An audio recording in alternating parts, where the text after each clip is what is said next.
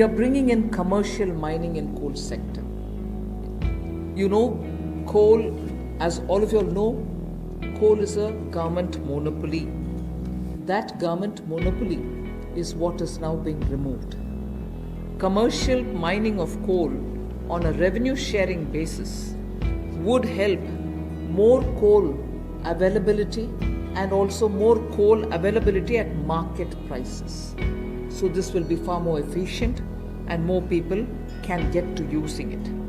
Liberalized entries will be allowed for people to participate for a range of coal blocks, and for those who produce well before the deadline, incentives also will be given.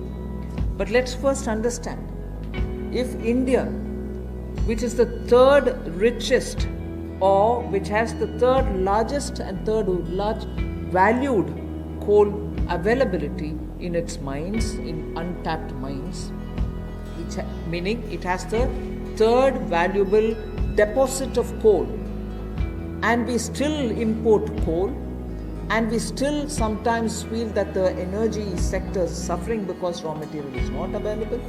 So regulations are required, and this line you would recall I've said day before yesterday, I've also said yesterday, regulations are required when there is a shortage. But this country has got abundant coal, and we've been regulating it, suffocating it from producing ample quantity of coal which it requires.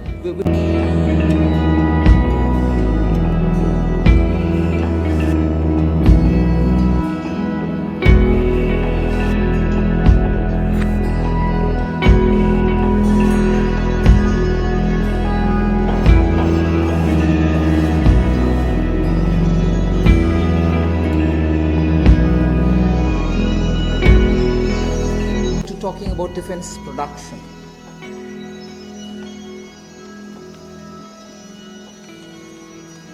Make in India and self-reliance have now, as I said, become a partner in the sense of for self-reliance, Make in India is absolutely necessary.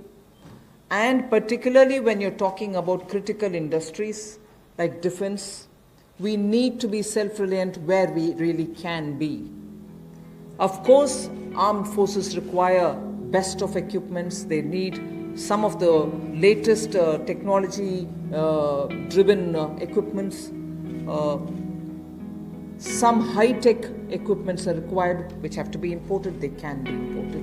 And it continues. We are seeing very good latest weaponry coming also.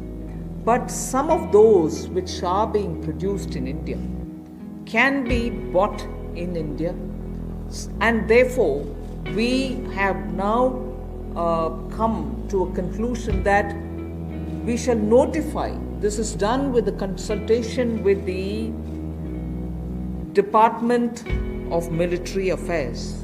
The FDI limits are being raised from 49% to 74%. Of course, it will have the security clearances and everything else, as always. And then we'll also have a mechanism established so that time-bound defense procurement processes happen. There will be a project management unit set up. Support will be given for contract management purposes.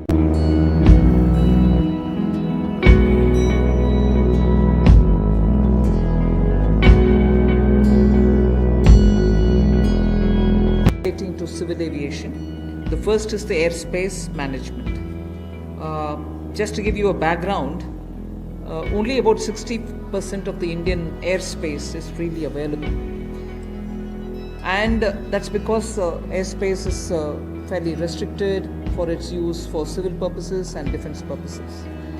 This means that all these years, all these decades, we have been flying to most destinations, not through the shortest route, but slightly longer routes, which means you're having more time in the air.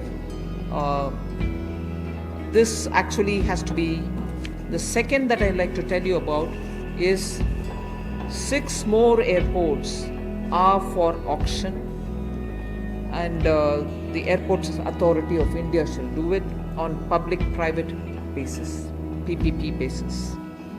Additional investments also are likely to happen by private players in about 12 airports, which they are already holding, for better world-class facilities to be brought in. So, majorly, airports in India will become far more with better facility and customer experience.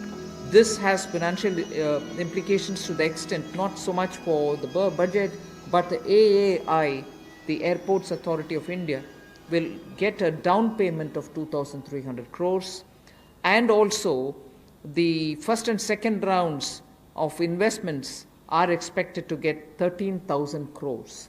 So this is one step which will at a time increase better facilities and also make our airports a lot more worthy experience for the passengers.